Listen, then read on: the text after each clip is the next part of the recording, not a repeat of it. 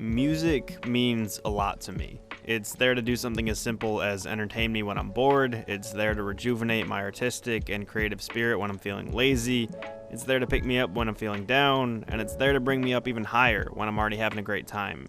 The point I'm trying to get across is that music is always there for me. Years ago, I remember a friend telling me to download an album called Post-Tropical by Irish alternative singer-songwriter James Vincent McMorrow. I waited till I was with that friend the next day to listen to a certain song he had been telling me about. We were after school waiting to get some help for a math class, and I listened to a song in the album called Cavalier. It brought me a feeling unlike anything else. It was soft yet powerful at the same time. The instrumentation with its keyboards, horns, light chimes, and drums all combined, along with the angelic voice of McMorrow, to create this atmosphere that seemed totally new. I looked at the album art and the name of the album, Post-Tropical, and everything just seemed to fit this one concrete idea and feeling from the artist so well.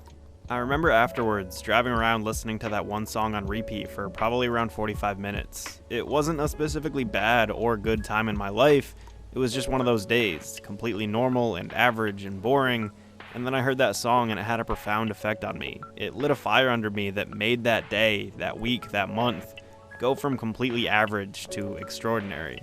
At another point in high school, I had a death in my family that hit me pretty bad. Something that I tend to do when I'm feeling sad is that I'll kind of exaggerate my sadness with depressing music.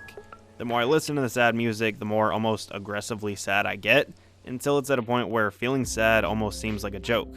It's like I'm putting myself in a Shakespearean tragedy or something. Instead of feeling down in the dumps for a week, I make myself have this comically depressing day, and then soon after, I feel good again. When I had that death in the family, one of the songs I kept listening to was Coldplay's The Scientist, off their album A Rush of Blood to the Head. And while that song is more likely about a failed romantic relationship, it paints an incredibly vivid picture of someone you love not being around anymore, which was very relevant to me at the time. I remember listening to that song over and over again, singing the chorus louder and louder every time. Nobody said it was easy, it's such a shame for us to part. Nobody said it was easy, no one ever said it would be this hard. It would take me back to the start. That song carried me through that awful day and helped me cope with something as extreme as death for the first time. I could keep going with examples, but the recurring theme is that music is always there for me. Cavalier turned a boring, mundane day into a magical night where I felt like I was really connected with art and expression. The intricacies of different instruments working together to create a perfect feeling really spoke to me. And then The Scientist helped guide me through one of the darkest days of my life, bringing me to a horrible place, finding some realization, and then taking me out of it. Fully content and understanding of what happened, and it prepared me for whatever came next. And the funny thing is that both of those songs were new to me at the time. Not only is music there for me, but discovering new music and having it be the perfect fit for whatever's going on in my life makes this whole concept even more interesting to me. Call it fate, destiny, whatever you want, but there's just something so perfect about music and its ability to enhance life. I wanted to introduce you to this topic and give you some examples because I want to tell you how a certain song has affected my life recently in a very significant way. Car Seat Headrest is an indie rock group from Virginia led by frontman Will Toledo. I started listening to this group after I heard their 2016 album, Teens of Denial, which I love by the way. Toledo has built a huge cult following over the years after releasing multiple classic albums on Bandcamp. The earlier albums have this incredibly messy but ambitious do-it-yourself aesthetic. He would create these lo-fi songs by recording his own vocals in the backseat of his car. The song structures are all very untraditional, and it was clear that Will had his own unique style. Toledo's songwriting can be extremely clever, witty, and laugh-out-loud funny, but there's often a backdrop of something melancholy. These funny lyrics can be found on songs that detail what it's like to grow up. His lyrics mostly tread along a general theme of youth and the fears that come with growing older. I've seen a lot of people describe Will's lyrics to fit a vibe revolving around stream of consciousness, and I definitely agree. His words and phrases can just seem like random thoughts that crossed his head while he was recording the track. This adds a certain depth of reality to it all. Instead of contrived lyrics of songs you would hear on the radio just existing for the purpose of you not being able to get them out of your head, the songs of Car Seat Headrest just feel like true inner thoughts and conversations with real people. In February of 2018, the band dropped Twin Fantasy Face to Face. It's a complete re-recording of one of the band's earlier albums, 2011's Twin Fantasy. While Toledo and the group stayed true to the original album by keeping a lo-fi aesthetic and featuring some noisy instrumentals, everything is much more polished this time around. The instrumentation on each track is a lot more organized, and Face to Face as a whole is just more smooth than the original Twin Fantasy.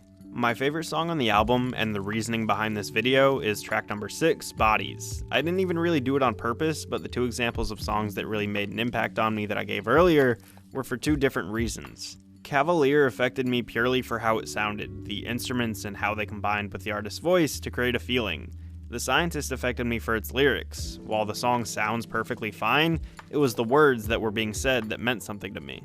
Bodies is the best of both worlds in this case. Not only does the instrumental take me to a very specific place, the words being spoken by Toledo throughout the song mean just as much to me. As soon as the song starts, you're thrusted into this high-intensity, upbeat drum pattern with some distorted, noisy echo effects in there as well. There's something that immediately strikes a chord in you to get up and start moving. Some nice little layered guitar tracks get added in soon, and for the first 52 seconds of the track, it's all instrumental. But for me at least, I'm intrigued enough that the instrumental could keep going and I wouldn't be disappointed. I feel like in so many songs we hear these predictable sounds, beats, whatever, and at the very start of the track you've already heard enough where you're one step ahead the whole time. You know when the beat's gonna hit, you know when the verse will end, when the chorus will start, etc. But with Bodies, we're almost a minute into the track without any vocals, and it's something genuinely interesting. It's what I described before about this revision of Twin Fantasy being a mixture of different sounds Will and the band have touched on over the years. From the moment the song starts, you hear this neat little drum kit, some distorted noise that you might hear in something more experimental, and then the guitars that seem to fit more and more into the song as the layers get added in. Around this time though, we do get the opening verse from Will. That's not what I meant to say at all. I mean, I'm sick of meaning, I just want to hold you. A common theme in Will's lyrics that I've seen over the years is the idea of confusion. Matched with the general complications that come with being young and dumb, sometimes it's hard to speak your mind and say what you really want to say. In this case, whatever Will is saying keeps getting misinterpreted, so then in that second line, he voices his frustration because there's something he still wants to get across, but in the end he decides on something physical. That way, he's doing something more simplistic and harder to confuse. He repeats this verse with a slight variation, and then comes one of the first moments when I realized how much I love this song.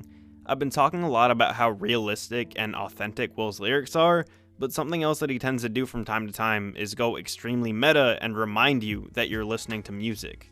He says, "Is it the chorus yet?" No, it's just a building of the verse, so when the chorus does come, it'll be more rewarding. So not only is Will subverting the traditional structure of a pop song by adding yet another verse before the chorus, ironically he's literally subverting that structure by explaining that he's subverting that structure.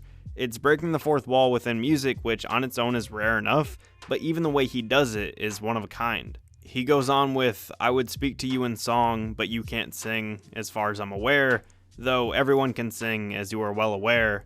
I keep so quiet, it's hard to tell I'm alive." Again, he's doing these abnormal, paradoxical fourth wall breaks by saying, "I would speak to you in song," even though he is speaking to them in song, and then a really funny little awkward argument in his head by saying, "But you can't sing, as far as I'm aware," and then doing the whole, "Well, technically, everyone can sing, as you are well aware." And then what's so perfect about this part in the song is that you can clearly hear his nerves getting the best of him as the song progresses. So instead of staying on that thought about who can and cannot sing, he just completely moves on to something else entirely. It's this little nervous twitch that I know so many of you are probably familiar with. You start to say something dumb, so you just completely switch subjects halfway through your point. I could talk about this one song forever. I love every aspect of this track and what it offers. How the instrumental coincides so well with the stream of consciousness lyrics flowing out of Will's mouth. I love how quickly and erratically the instrumentation builds up while Will is describing how everyone started dancing. Being an incredibly awkward person who messes up his words all the time, I love the line, "Those are, you got some nice shoulders." I love the acceptance of mistakes and realization of what responsibility truly means and how it's not as dramatic as you might think it is. I love how those initial lines about building up the verses so the chorus is more rewarding actually does make the chorus more rewarding. There are so many incredible moments in this song, but I just wanted to sum up why I made this video in the first place. This song came out at a perfect moment in my life. I'm almost done with college, transitioning into the real world. I'm a little socially awkward from time to time. I don't know what my future holds. I don't know where I'll be, who I'll be with. I've gone through a few weird relationships. It seems like there's so many reasons for me to be worried, anxious, nervous, whatever, but in the end, who cares? I've been listening to Bodies over and over again for months. It's chaos, it's incredibly hectic, but it's still controlled in this really strange, paradoxical way. Life isn't black or white. It's a weird gray area that everyone struggles with from time to time. You can have a million voices in your head telling you a bunch of different things. You can stumble so hard and embarrassingly on your words with some cute girl that you were talking to, but things are not always going to seem so dramatic. Sure, life is hard, and the point that I'm at right now, transitioning from youth to adulthood, college to the real world, could be tough, but it could always be worse too. It's messy for everyone. Literally everyone struggles from time to time. The witty, smooth, controlled mess of Bodies, with its self-referential lyrics and visceral instrumentation, reminded me that things can suck sometimes. But if you just try your best to dance it off, everything will cool down sooner or later. Life is precious. Don't waste it away. Hey, thanks so much for watching this video. Remember to like and subscribe if you want more videos like this. If you want to follow my social media, the links are down below. You can also donate to my Patreon, help the show, and get some cool rewards if you click the link on the screen. And I sell merch at tpublic.com/user/alfomedia. Thanks for watching, and always forward.